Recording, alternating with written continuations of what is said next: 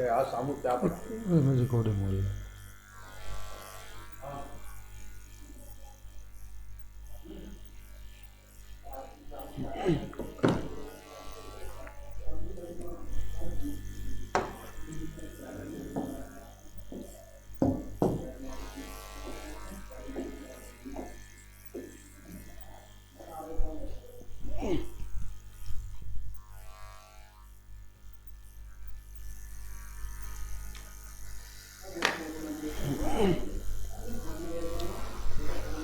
Good afternoon to all my dear students, मैं मतलब Kumar Masauti and you are watching Nitya classes. Nitya classes के इस digital platform पे एक बार फिर आपका बहुत बहुत स्वागत है। दोस्तों, बात कर रहे थे वर्क को लेकर और वर्क के कॉन्सेप्ट को हमने कल बहुत ही शानदार तरीके से क्लियर करने का प्रयास किया था। आई होप कि आप लोगों को वो बातें अच्छी लगी होंगी जो मैंने आपको बताई हैं। ठीक है, चलिए दोस्तों, बात कर रहे थे वर्ब को लेकर। और वर्ब क्या होती है मैंने आपको बताया था कि कोई भी एक ऐसा शब्द जो क्या करे, सब्जेक्ट के बारे में बताई। मैंने 3 प्रकार की डेफिनेशन बताई थी आपको। I have already told you about verb. Verb क्या करती है? वर्ब, उसको वर्ब कहा जाता है या ऐसे शब्द को वर्ब कह सकते हैं जो किसी सब्जेक्ट के बारे में बताने का काम करे। पहली डेफिनेशन मैंने आपको ये कराई थी। सेकेंड ऑफ ऑल, जो सेकेंड आपकी हमारी डेफिनेशन थी वो ये थी कि भाई वर्ब जो ये बताए कि कार्य के सब्जेक्ट के लिए क्या किया जा रहा है। तीसरी बात, सब्जेक्ट कर क्या रहा है। ठीक है, ये 3 बात मैंने बताई थी वर्ब के संदर्भ में। ठीक है, अब हम बात करेंगे दूसरे। हमने क्या करा था? वर्ब मैंने बताया था क्या वर्ब के काइंड कितने होते हैं। वर्ब के काइंड को लेकर मैं बहुत ही शानदार तरीके से पढ़ा चुका हूं और ये मुझे पता है कि आप लोगों ने अच्छे से समझा भी होगा। ये तो ज़्यादा बड़ा सा लग रहा है कुछ।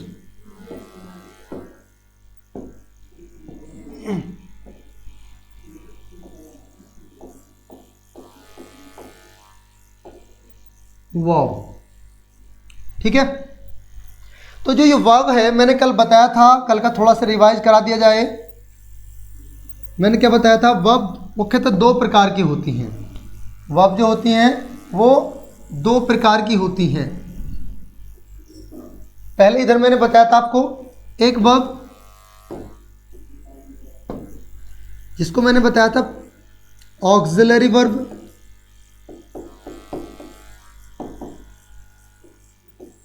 ठीक है। और कल मैंने बताया था ये आपका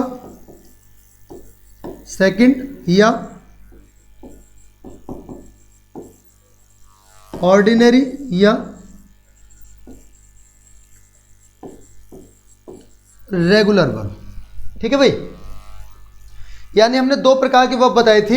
एक तो आपका ये ऑक्सिलरी वर्ब और आपकी ये सेकंड यानी ऑर्डिनरी वर्ब या आपकी रेगुलर वर्ब। यानी जब ये ऑक्सिलरी वर्ब भी 2 प्रकार की वर्ब मैंने बताई थी। एक आपकी प्राइमरी, ठीक, और एक आपकी मॉडर्न। ये कल का थोड़ा सा रिवाइज करा रहा हूं, फिर आगे चलेंगे बड़े अच्छे तरीके से, कोई परेशान मत होना। ठीक, प्राइमरी में मैंने क्या बताया था? प्राइमरी में भी जो वर्ब होती हैं वो 3 प्रकार की देखने को मिलती हैं। प्राइमरी में भी 3 प्रकार की वर्ब होती हैं। एक तो बी होती है, एक डू होती है और तीसरी भैया हैव होती है। ये आपकी प्राइमरी है। सेकेंडरी ऑक्सिलरी वर्ब की अगर मैं बात करूं तो इसमें कैन है, कुड है, सेल है, शुड है, मे है और माइट है।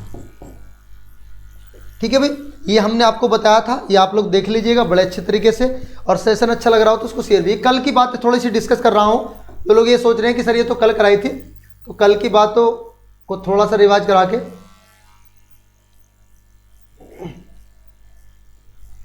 ठीक है। अब इसमें रेगुलर वर्ब में क्या होगा? रेगुलर वर्ब में मैंने कल ही बता दिया था आपको कि जैसे ईट खाना, बीट पीटना, रन दौड़ना, रीड पढ़ना, टीच पढ़ाना, गो जाना, कम आना, ठीक है, एटसेट्रा। ये सभी प्रकार के जो वर्ब हैं वो आपके किस में आएंगे भैया? सेकेंडरी में, या ऑर्डिनरी वर्ब में, या रेगुलर वर्ब में। यानी हमने एक बात देखी कि जो वर्ब होती हैं वो दो प्रकार की होती हैं मुख्यतः। They are mainly two types of verb. The first is auxiliary verb, second is secondary या मेन वर्ब। इसको मेन वर्ब भी कहते हैं। इसको ना भैया, इसको हम मेन वर्ब भी कहते हैं। क्या कहते हैं इसको हम? Main verb. सेंटेंस में मैं इसको एमवी ही लिख कर इंडिकेट करूंगा और आप लोग ऐसे ही इसको समझेंगे। इससे अतिरिक्त मैंने आपको बताया था कल, क्या बताया था भाई? मैंने आपको बताया था कि एक वर्ब होती है ट्रांजिटिव वर्ब। कौन सी वर्ब है? ट्रांजिटिव वर्ब मैंने आपको बताई थी। जल्दी से बताइएगा, ट्रांजिटिव वर्ब मैंने कल उसके बारे में बात की थी। क्या है ट्रांजिटिव वर्ब? तो भैया ट्रांजिटिव वर्ब क्या होती हैं? हिंदी में अगर मैं बात करूं आप लोगों को क्लियर करने के लिए, ऐसी सभी वर्ब जिनके साथ ऑब्जेक्ट दिया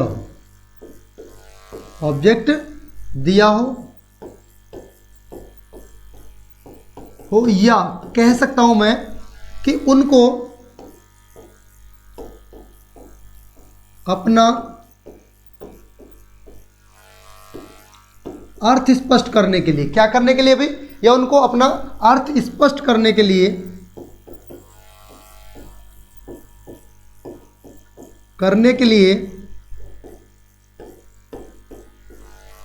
किसकी जरूरत पड़े भाई? ऑब्जेक्ट की आवश्यकता पड़े, ऑब्जेक्ट की आवश्यकता हो।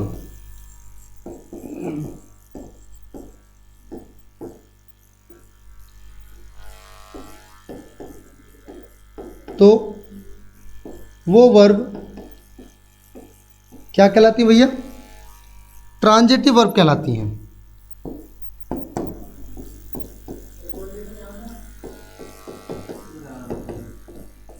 ट्रांजिटिव वर्ब कहलाती हैं। आइए अब सेंटेंस के माध्यम से देखने का प्रयास करते हैं कि क्या होती है ट्रांजिटिव वर्ब। इतनी आसान भाषा में शायद ही मैंने किसी को पढ़ाया हो, जितने बिल्कुल सिंपल लैंग्वेज में आपको पढ़ाने का प्रयास कर रहा हूं।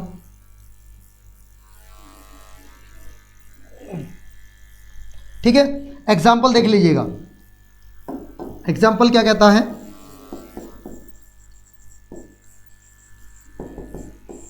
एग्जाम्पल के माध्यम से समझने का प्रयास करें। एग्जाम्पल कहता है जैसे दे आर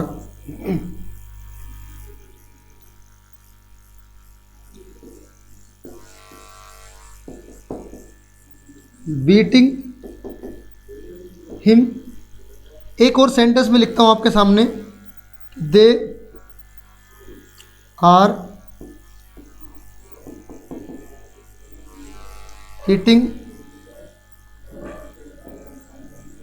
एप्पल्स। तीसरा सेंटेंस मैंने लिख दिया, दे आर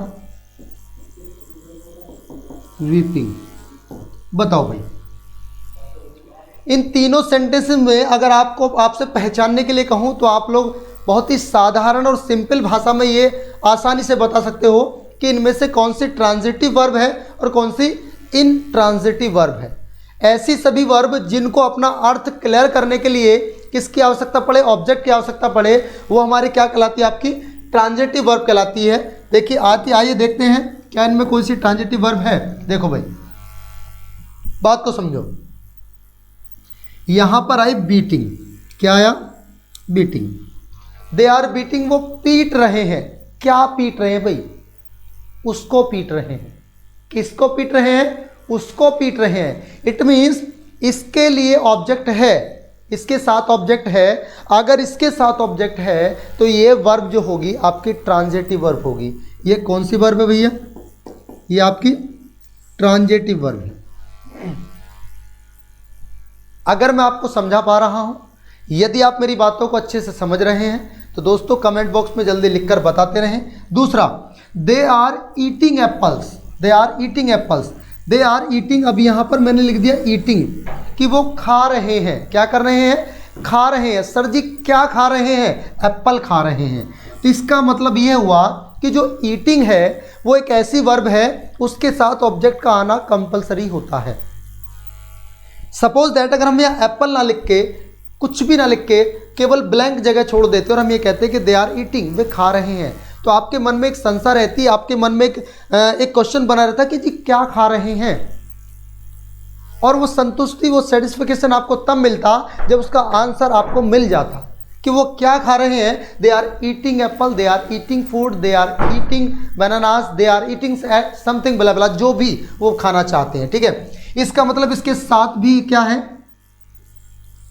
हिम भैया क्या है? एक ऑब्जेक्ट है। तो ये क्या हुई?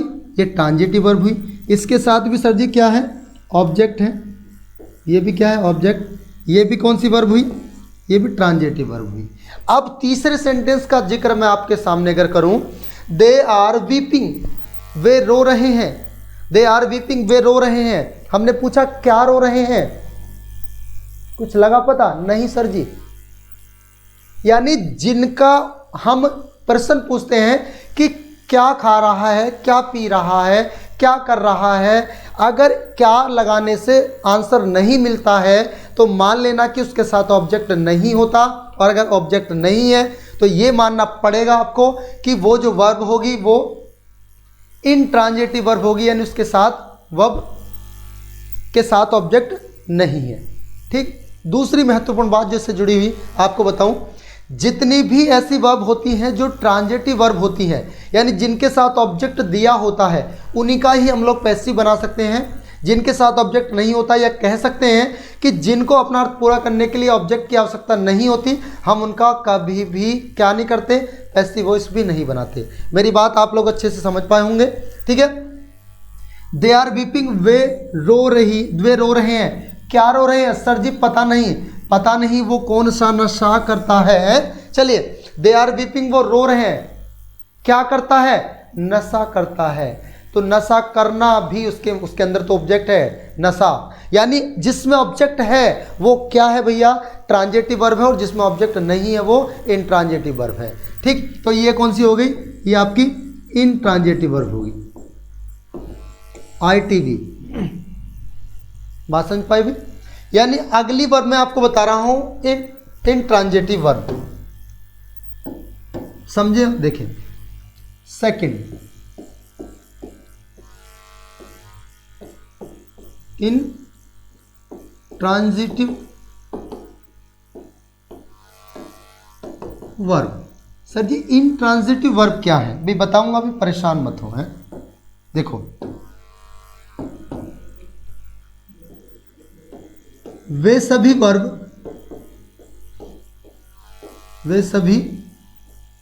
वर्ब्स जिनको अपना अर्थ स्पष्ट करने के लिए, अर्थ स्पष्ट करने के लिए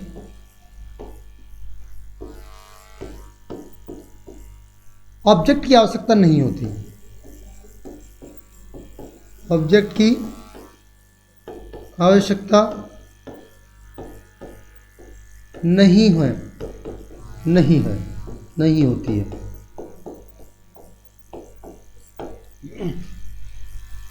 वे सभी वर्ब जिनको अपना ऑब्जेक्ट, जिनको अपना अर्थ स्पष्ट करने के लिए ऑब्जेक्ट की आवश्यकता नहीं होती है। तो दोस्तों कौन सी वर्ब होंगी? वो भैया इंट्रांजिटिव वर्ब होंगी। सर जी कैसे होंगी? भाई ठहर जाओ, भी अभी बता रहा हूं कैसे होंगी। जैसे एग्जाम्पल चलो बाद में ले लेंगे, पहले लिखो एज। वो कौन कौन सी वर्ब हैं? जैसे वीप का मतलब होता है रोना, गो कम, CLIMB क्लाइम, एटसेट्रा। ये ऐसी वर्ब हैं जैसे लाफ,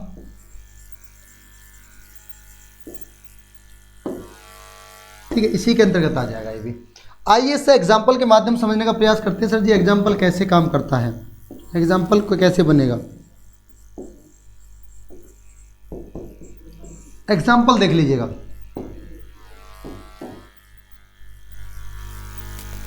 ठीक है, एग्जाम्पल देख लीजिएगा। वीप जैसे दे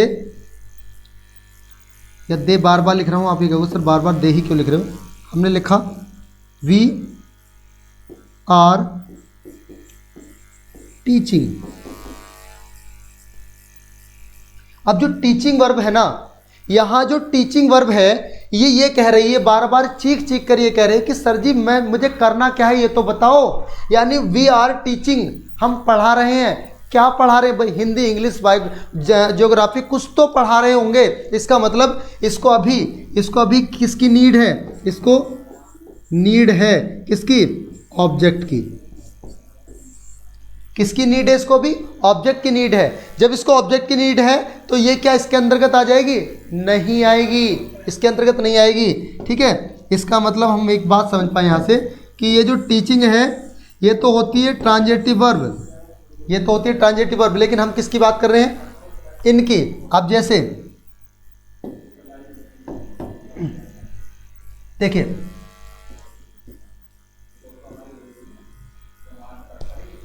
देखिए भाई, वीप गो कम क्लाइंब एटसेट्रा, जैसे दे आर लाफिंग। हमने एक सेंटेंस लिख दिया कि सर जी सेंटेंस है दे आर लाफिंग, वो हंस रहे हैं। अब क्या आप मुझे सभी के सभी बुद्धिजीवी हो, good afternoon ji, good afternoon. Weeping intransitive verb है, बिल्कुल सही कहा आपने। Vandana Kumari ji good afternoon. Akanksha Devi ji, beating और ईटिंग ट्रांजिटिव वर्ब है, बहुत बढ़िया, आपने समझ रहे हैं, बहुत अच्छा लग रहा है। देखिए अब हमने कहा यहाँ पर लाफिंग, थोड़ा सा ऊपर कर लें, हाँ इसको यहाँ से समझ लो। हमने लिखा दे आर लाफिंग, वो हंस रहे हैं। अब आप लोग ये पूछेंगे क्या हंस रहे हैं जी, क्या उत्तर मिलेगा, नहीं। क्या उत्तर मिलेगा, नहीं। वे जा रहे हैं, क्या जा रहे हैं, नहीं। वे आ रहे हैं, क्या आ रहे हैं, नहीं। इसका मतलब जितने भी ऐसे सेंटेंस होते हैं जैसे they are going to school, they are going to school, वे स्कूल जा रहे हैं, तो बहुत से ऐसे बुद्धिजीवी टीचर भी हैं हमारे इस समाज में जो कहते थे सर जी इसका भी बनेगा, इसका भी पैसिव बनेगा। अबे नहीं बनेगा भाई, क्यों बनेगा, इसलिए नहीं बनेगा क्योंकि उनके साथ ऑब्जेक्ट नहीं है, और जिनके साथ ऑब्जेक्ट नहीं होता हम उनका पैसिव नहीं बना सकते। We are not able to make the passive sentence in which the object is not include. बात समझ में आ रही है। लाफिंग इंट्रांजिटिव है, बिल्कुल सही कहा, लाफिंग जो है वो इंट्रांजिटिव है। अब मुझे ये और बता दीजिएगा लाफिंग गैस कौन सी होती है, जल्दी बताएं। तो लाफिंग भैया इंट्रांजिटिव वर्ब है, क्योंकि इसके बाद ये जरूरी नहीं है कि मैं ये बताऊं क्या हंस रहा है, क्या रो रहा है। अगर मैं ये भी कह देता, यहां पर मैं एक सेंटेंस और लिख देता,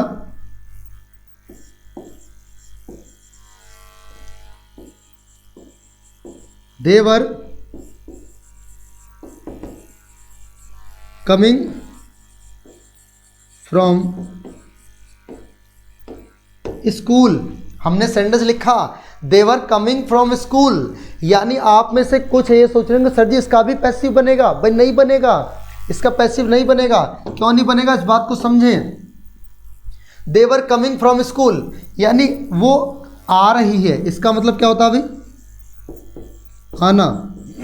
अब आप कहेंगे सर जी इसका तो आंसर आ जाएगा कि वो कहां से आ रही है, भाई कहां से मतलब नहीं है, कहां का उत्तर मिलेगा एडवर्ब के रूप में, नहीं, उसका उत्तर नहीं मिलना चाहिए। कम देखो, they are coming, they're coming, वो आ रहे थे, फ्रॉम स्कूल, स्कूल से, क्या आ रहे थे, कुछ आंसर मिला, नहीं मिला। इसका मतलब ये ऑब्जेक्ट नहीं है, ये क्या है, ये भैया अदर वर्ड में आएगा।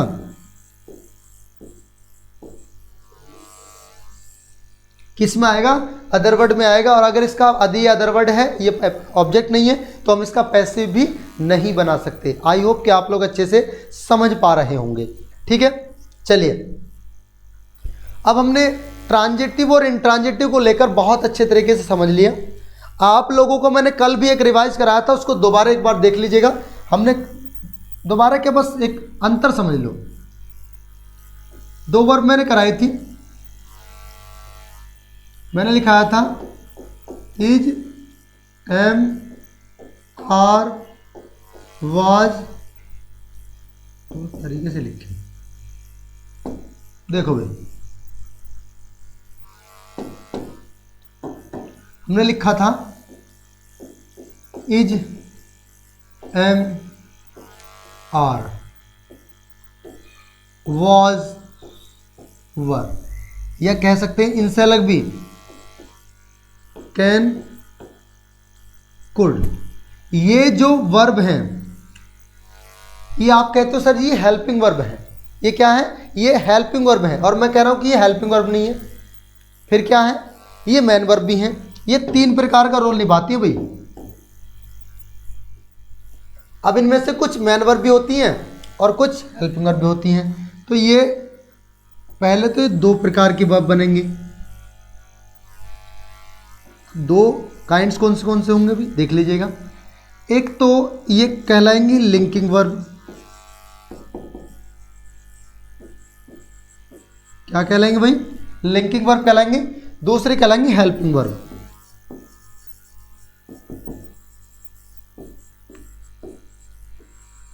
अब ये हेल्पिंग वर्ब कब कहलाएंगी और ये लिंकिंग वर्ब कब कहलाएंगी, ये मैंने कल ही बता दिया था। और देखते हैं इसका आंसर आप लोग कितने बेहतर तरीके से देते हैं। देखिए, जो लिंकिंग वर्ब होगी वो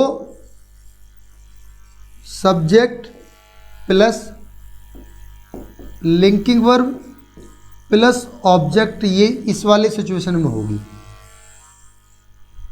इस वाले सिचुएशन में होगी। अब इस वाले सिचुएशन में सर जी आपने इसको लिंकिंग वर्ब क्यों कहा? अगर आपके मन में ये प्रश्न चल रहा है तो इस प्रश्न का आंसर लेने के लिए आप लोग अलर्ट रहें। ये क्या कर रही है? सब्जेक्ट और ऑब्जेक्ट दोनों को जोड़ने का काम कर रही है। क्या कर रही है? दोनों को जोड़ने का इसने काम किया। अब जब दोनों को जोड़ने का इसने काम किया, भाई कैसे किया सर जी? हमें तो कुछ समझ नहीं आया, कैसे कर दिया ने दोनों, कैसे जोड़ा? दोनों को कैसे जोड़ा, इस बात को समझे।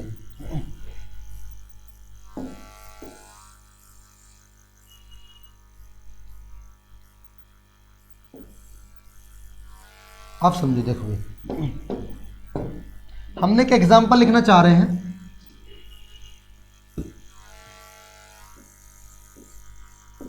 सी was a teacher।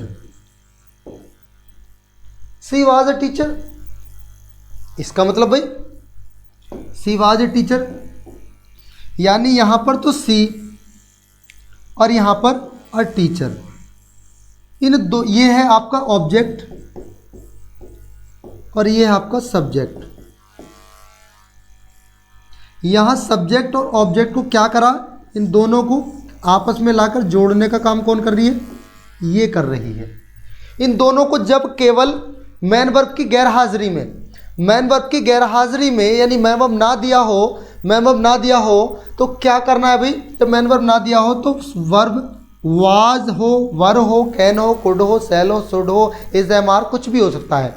वो जब जोड़ने का काम करे तो आपकी लिंकिंग वर्ब कहलाएगी। लेकिन जब स्थिति कुछ और बयां करें, स्थिति और क्या बयां कर सकती हैं? हेल्पिंग वर्ब कब कहलाएगी?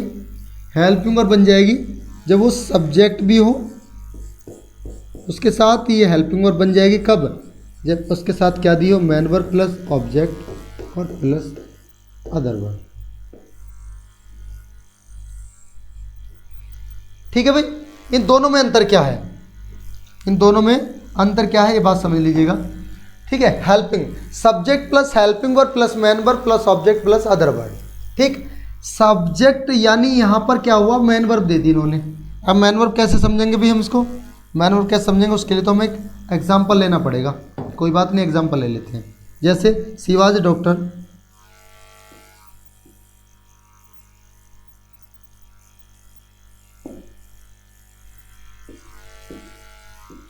She was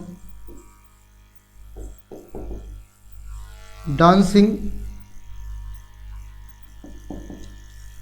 in class, in the class।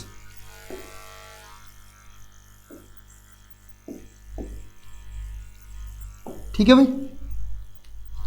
C was dancing in the class, हमने देखा सर जी जब आपने यहाँ बताया था तो यहाँ सी के साथ वाज जो आया था वो एक लिंकिंग वर्ब थी। कौन सी थी? लिंकिंग वर्ब थी। लेकिन यहाँ भी वाज है तो क्या ये भी लिंकिंग वर्ब होगी? नहीं, ये वाज जो है ये इस डांसिंग की, क्योंकि ये डांसिंग जो है ये एक मैन वर्ब है, डांसिंग मैन वर्ब है, और ये क्या कर रही है? इसकी हेल्प कर रही है। अगर ये हेल्प कर रही है तो ये क्या कहलाएगी?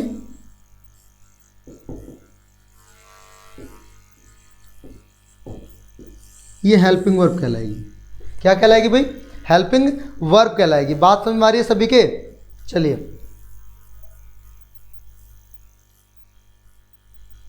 बहुत बढ़िया। सभी लोग एक बार इसको नोट कर लो, फिर मैं बढ़ता हूं आगे की तरफ और फिर एक ऐसी नई वर्ब के बारे में बात करेंगे, बहुत ही बेहतरीन वाली वर्ब के बारे में।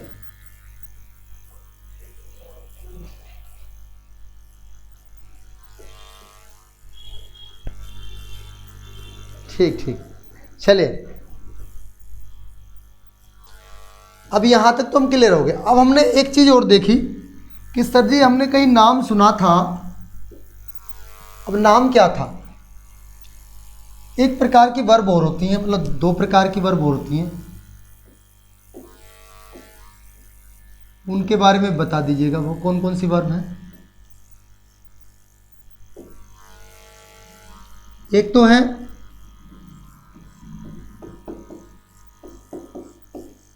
फाइनाइट वर्ब, ठीक है, एक होती है नॉन फाइनाइट वर्ब।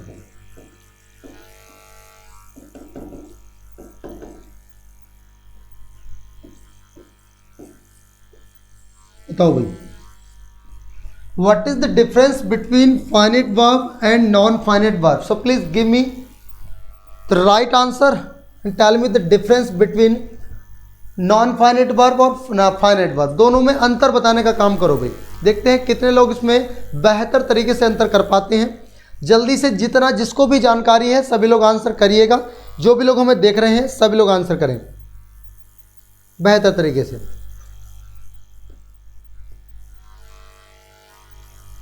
एक मिनट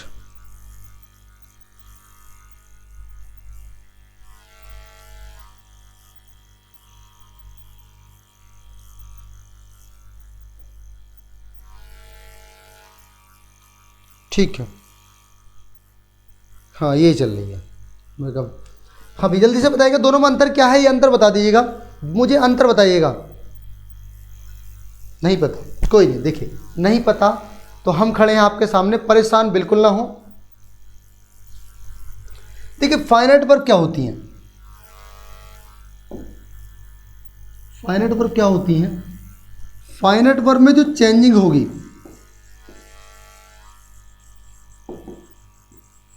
जो चेंजिंग होगी वो सब्जेक्ट जो होगा, जो भी सब्जेक्ट होगा, अभी बताऊंगा आपको। इसमें चेंजिंग होती है, चेंजिंग होगी सब्जेक्ट के अकॉर्डिंग। अब सब्जेक्ट के भी कई रूप होते हैं। सब्जेक्ट का एक नंबर क्या है, सब्जेक्ट का जेंडर क्या है,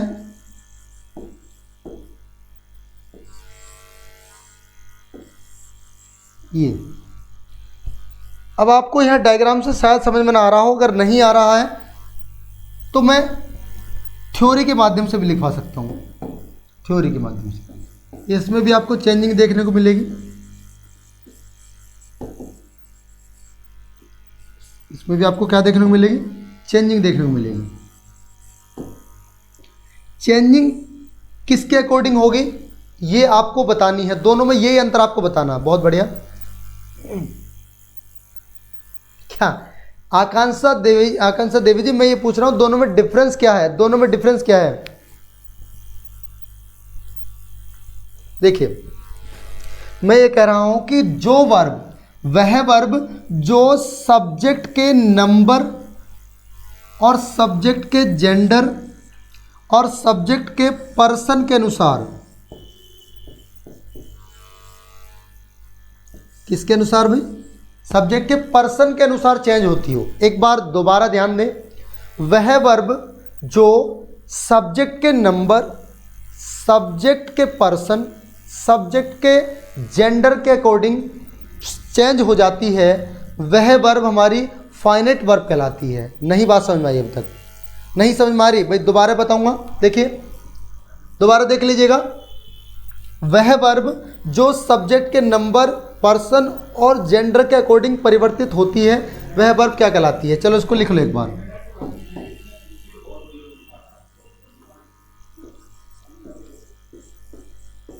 वह वर्ब जो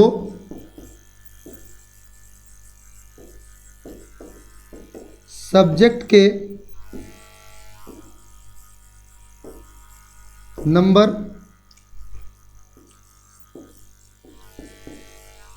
पर्सन और जेंडर के अनुसार परिवर्तित होती है,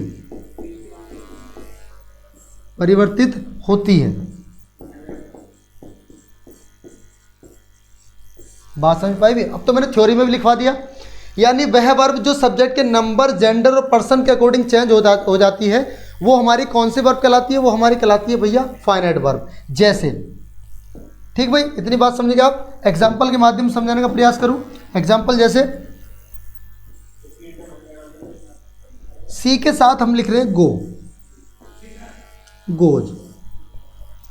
सी के साथ गो में जुड़ रहा है ES, लेकिन जब हम लिखते हैं दे, क्या लिख रहे हैं हम? दे लिख रहे हैं, तो दे के साथ केवल क्या आता है? गो आता है। यानी जब सब्जेक्ट हमारा सिंगुलर था, तो सब्जेक्ट के साथ आने वाली वर्ब हमारी गोज आ रही थी, लेकिन जब सब्जेक्ट हमारा प्लूरल हो गया तो उसके साथ आने वाली वर्ब हमारी कौन सी होगी भैया? ये वाली आ गई। ठीक है, यानी अगर आप सेपरेटली लिखना चाहें, अगर आप परिभाषा लिखना चाहें, तो आप परिभाषा ऐसे लिख सकते हैं।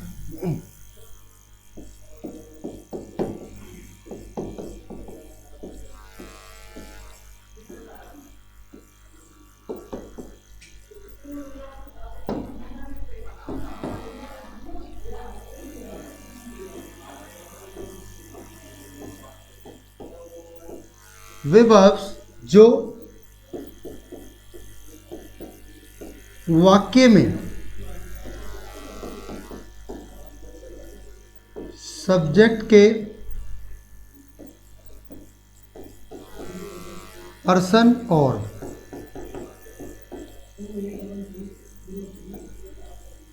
नंबर के अनुसार बदल जाती हैं, और भी साधारण भाषा में बदल जाती हैं, फाइनाइट वर्ब कहलाती हैं। फाइनाइट वर्ब कहलाती हैं।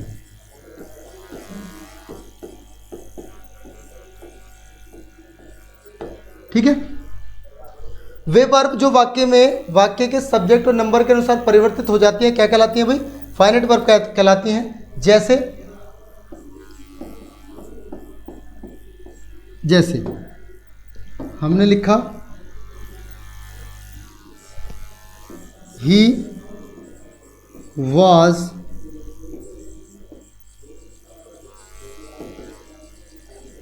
Playing, they were playing. ठीक है, I was playing, we were playing. समझने का प्रयास करेंगे। समझे क्या मैं समझा रहा हूं? उस बात को समझने का प्रयास करें। देखिए भाई, ही वॉज प्लेइंग, हमने कहा सर जी जब यहां पर ही था तो उसके साथ क्या आ रहा था? वॉज, क्योंकि ही एक थर्ड पर्सन है, थर्ड, लेकिन सब्जेक्ट कैसा है? सिंगुलर सब्जेक्ट है। ये सिंगुलर सब्जेक्ट है, तो इसीलिए आप किसके साथ क्या आ रही है? वाज आ रहा है, हेल्पिंग वर्ब के तौर पे वाज आ रहा है। लेकिन जैसे ही सब्जेक्ट ने रूप बदला, सब्जेक्ट हो गया बहुवचन, सब्जेक्ट हो गया प्लूरल, सब्जेक्ट हो गया दे, जो पहले हुआ करता था ही। जब ही से हो गया दे तो ये भी जिद पकड़ बैठी कि मैं भी परिवर्तित होंगी, और इसने कह दिया कि मैं बन जाऊंगी वाज का वर। क्या बन जाती है? वाज का वर बन जाता है। ठीक है, दे के साथ वर आई के साथ वाज आया, वी के साथ वर आई। तो आप ऊपर लिखी डेफिनेशन से मैच कर सकते हैं कि वे वर्ब्स जो सब्जेक्ट के नंबर और पर्सन के अनुसार परिवर्तित होती हैं क्या कहलाती हैं आपकी? भैया कहलाती हैं फाइनाइट वर्ब। और हमने देखा सब्जेक्ट का जब नंबर था सिंगुलर तो आ रही थी वाज, जब सब्जेक्ट का नंबर होगा प्लूरल तो हो गई वर, जब सब्जेक्ट हमारा पर्सन था फर्स्ट पर्सन तो आ रही थी वाज, लेकिन दूसरा हमने देखा यहाँ पर था थर्ड पर्सन तो हो गए क्या? वर। यानी सब्जेक्ट के पर्सन और नंबर दोनों ही मैटर करते हैं इनको चेंज कराने में। आप लोगों को मैं अगर समझाने में कामयाब रहा हूँ और आप लोगों तक मेरी बात उसी वे में पहुँच रही है जैसे मैं समझा पा रहा हूँ, तो दोस्तों वीडियो को लाइक भी करें और शेयर भी करें। अब आते हैं नॉन फाइनाइट वर्ब पर। नॉन फाइनाइट वर्ब क्या होती हैं भाई? नॉन फाइनाइट वर्ब क्या होती हैं?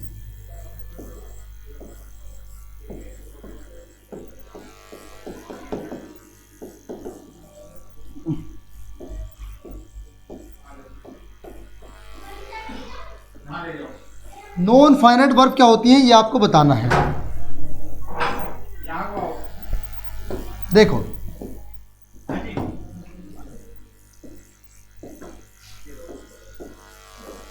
वे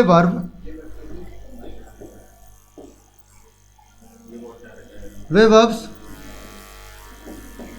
जो वाक्य में, वे वर्ब जो वाक्य में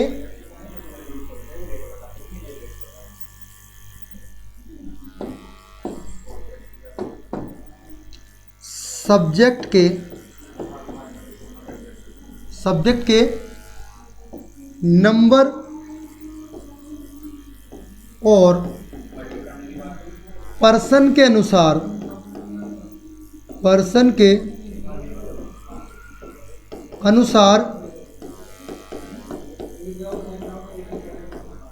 परिवर्तित, सब्जेक्ट के नंबर और पर्सन के अनुसार परिवर्तित न होकर टेंस के अनुसार परिवर्तित हो, टेंस के अनुसार परिवर्तित होती हैं।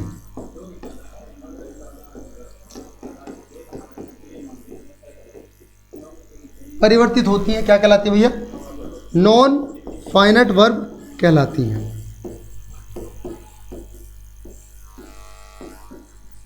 बात समझे कि नहीं समझे भाई? यानी वे सभी वर्ब जो हमारी क्या नॉन फाइनाइट वर्ब कहलाती हैं, जो किसके अनुसार परिवर्तित होती हैं? टेंस के अनुसार। अब टेंस के अनुसार कैसे भी देखो, हमने लिखा दे वर प्लेइंग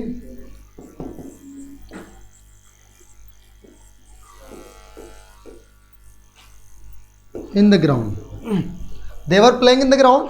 नेक्स्ट हमने लिखा he was playing in the ground. ठीक है, तीसरा सेंटेंस मैं लिख रहा हूं आपके सामने, he had played in the ground. देखो बात को समझें, गौर से समझने का प्रयास करें। आपने देखा यहां, देखिए यहां आ रहा था सब्जेक्ट दे, यहां सब्जेक्ट दे था, दे आ रहा था तब भी ये प्लेइंग था। There is no change in playing, playing word में कोई चेंज नहीं हो रहा था क्योंकि यहां पर हमने ही कर दिया, ही के बाद भी ये प्लेइंग था। भाई ऐसा क्यों हो रहा है इसमें? ऐसा इसलिए हो रहा है क्योंकि जो प्लेइंग है ना, ये जो प्लेइंग है ये प्लेइंग वर्ड सब्जेक्ट के नंबर और पर्सन के अनुसार परिवर्तित नहीं हो रहा है, ये चेंज हो रहा है टेंस के अकॉर्डिंग। किसके अकॉर्डिंग भाई? टेंस के अकॉर्डिंग। जबकि वॉज और वर जो हैं ये परिवर्तित होते हैं किसके अनुसार? पर्सन और नंबर के अनुसार। ठीक है, यानी आप लोगों को ये पता लग गया कि सर जी ये जो प्लेइंग है ना, ये इसके अनुसार चेंज नहीं होते। लेकिन जैसे ही हमने देखा यहां चल रहा था पास्ट कंटिन्यूअस, क्या चल रहा था? Past continuous. और जैसे ही पास्ट कंटिन्यूअस ने अपना रूप बदला और वो किस में आ गया भाई? पास्ट परफेक्ट में। पास्ट परफेक्ट में आ गया। जब वो पास्ट परफेक्ट में आ गया तो उसने क्या काम कर दिया? प्ले का क्या हो गया? प्लेड हो गया। क्या हो गया? प्ले का प्लेड हो गया। भाई मेरी बात अगर आप तक पहुंच पा रही है, अगर आप लोग समझ पा रहे हैं तो बताओ क्या सही समझ पा रहा हूं?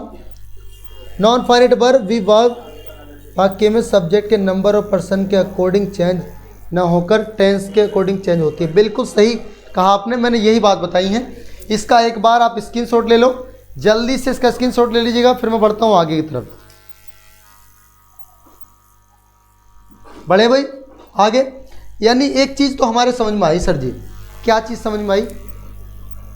एक चीज़ हमारे समझ में आती है यहाँ से कि यदि helping verb plus main verb दोनों एक साथ आती हैं, हेल्पिंग वर्ब और मेन वर्ब दोनों एक साथ आती हैं, तो ये बात समझ लेना कि ये जो हेल्पिंग वर्ब है ये तो आपकी होगी फाइनाइट वर्ब। ये क्या होगी? फाइनाइट वर्ब होगी। और जो आपकी मेन वर्ब है ये आपकी नॉन फाइनाइट वर्ब होगी। ये कौन सी वर्ब होगी भाई? ये नॉन फाइनाइट वर्ब होगी। बात समझ पा रहे हो? यानी जब वो दोनों एक साथ आए, ये दोनों जब एक साथ आए तो कंडीशन होगी ये वाली। लेकिन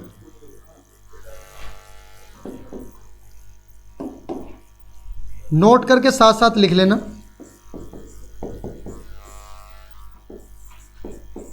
यदि हेल्पिंग वर्ब किसी वाक्य में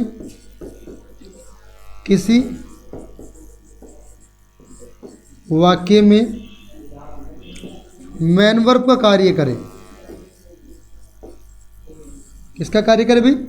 किसी वाक्य में मेन वर्ब का कार्य करे तो वह, अगर वो मेन वर्ब का कार्य तो वह क्या हो जाएगी? वो नॉन फाइनाइट वर्ब भी हो सकती है। नॉन फाइनाइट वर्ब भी हो सकती है, वर्ब भी हो सकती है।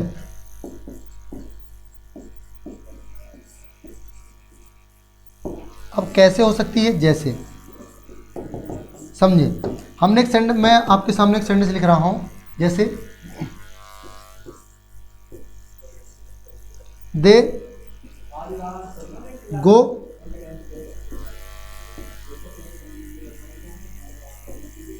गोज। दे गो और दे गोज। आपने कहा सर जी जो गो है, सॉरी एक ये तो मेन वर्ब भी हो गई, यहाँ इसे थोड़ा ऊपर कर दो, देखो यहाँ देख लो भाई,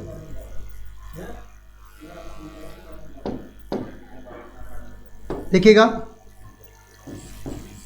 ही के साथ ड जाता है, जबकि अगर मेन वर्ब के रूप में प्रयोग हो, और दे के साथ क्या आ रहा है? डू आ रहा है। अब ये जो डज और डू हैं, ये और ये मेन वर्ब के रूप में काम कर रहे हैं। ये मेन वर्ब है यहाँ पर। अगर ये मेन वर्ब के रूप में यूज होंगे तो ये नॉन फाइनाइट वर्ब के अंतर्गत भी आ सकते हैं। That's clear. इसको आप स्क्रीनशॉट ले लें, फिर मैं बढ़ूं आगे की तरफ। ठीक है भाई, सब लोगों को समझ में आया या नहीं आया तक? सभी का क्लियर है? ठीक ठीक।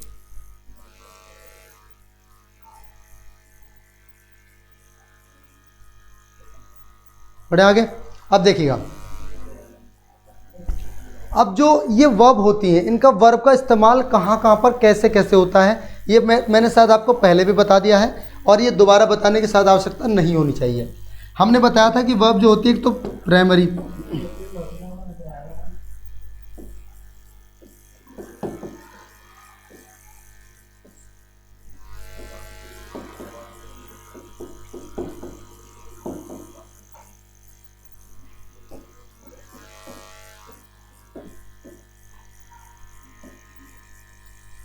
Primary auxiliary verb, primary auxiliary verb. अब भैया प्राइमरी ऑक्सिलरी वर्ब मैंने कौन कौन सी बताई थी?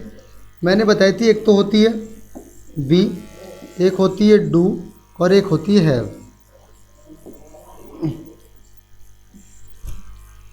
इस बी का मतलब होता है होना,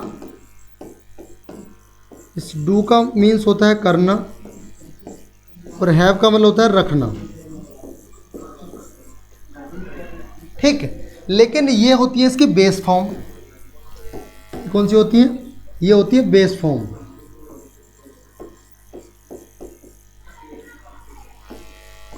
ये होंगे इनकी बेस फॉर्म। बेस फॉर्म से जैसे ही हम आगे बढ़ते हैं तो फिर आएगी फर्स्ट फॉर्म।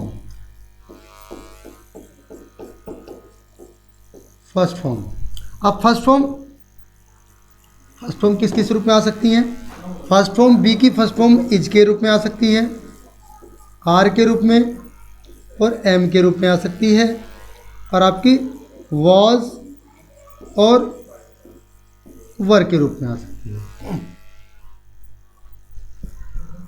सॉरी, ये आ गई फर्स्ट फॉर्म। लेकिन जैसे हम सेकंड फॉर्म की तरफ चलते हैं, सेकंड फॉर्म वॉज और वर के रूप में, और इसका थर्ड फॉर्म जो होगी इसकी यूज होगी, थर्ड फॉर्म जो इसकी यूज होगी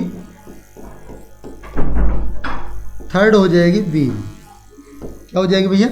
थर्ड फॉर्म इसकी हो जाती है बीन। अब हम चलते हैं यहां पर,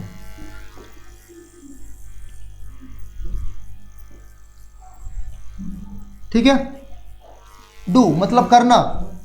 अब डू को अगर मैं प्रेजेंट में देखूं तो फर्स्ट फॉर्म इसकी होती है डू और डज। अगर इसकी सेकंड फॉर्म की बात करूं तो ये हो जाती है डिड। अगर मैं थर्ड फॉर्म की बात करूं तो ये हो जाती है डन। ऐसे ही इंग्लिश का निर्माण होता है जैसे मैं बता रहा हूं, बिल्कुल तरीके से। हैव कैसे करती है? हैव का फर्स्ट फॉर्म होती है हैव और प्रेजेंट में इसका यूज होता है हैज़ और हैव के रूप में। लेकिन जैसे हम सेकंड फॉर्म के रूप में पहुँचते हैं तो सेकंड फॉर्म इसकी हैड होती है और इसकी थर्ड फॉर्म भी भैया हैड ही होती है। कितने लोग हैं इसको समझ पाए हैं? जल्दी से इसका स्क्रीनशॉट ले लो इस टेबल का। ये बहुत ही शानदार टेबल है भाई, ये बहुत ही शानदार टेबल है और आप लोगों के लिए बहुत ज़्यादा महत्वपूर्ण है। जल्दी से स्क्रीनशॉट ले उसका। छोटा हो थोड़ी।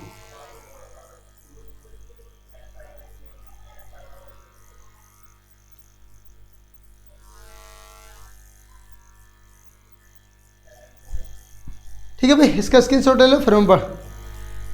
चलिए बहुत बढ़िया, और समय सीमा भी समाप्त हो चुकी है। ले लिया आपने स्क्रीनशॉट, बढ़े आगे। अब गोल्डी सर हमारे साथ खड़े हैं और कह रहे हैं सर मेरी क्लास है, तो एक बज चुका है और 1 से 2 के बीच गोल्डी सर आपके बीच रहेंगे, तो अभी क्लास उनकी होनी है। आई होप कि आप लोगों को मैं वर्ब से रिलेटेड एक कॉन्सेप्ट को बेहतर तरीके से समझा रहा हूँ और आप लोग अच्छे से समझ रहे हैं। ठीक है, बहुत बहुत धन्यवाद। Thank you so much for watching this live session till now.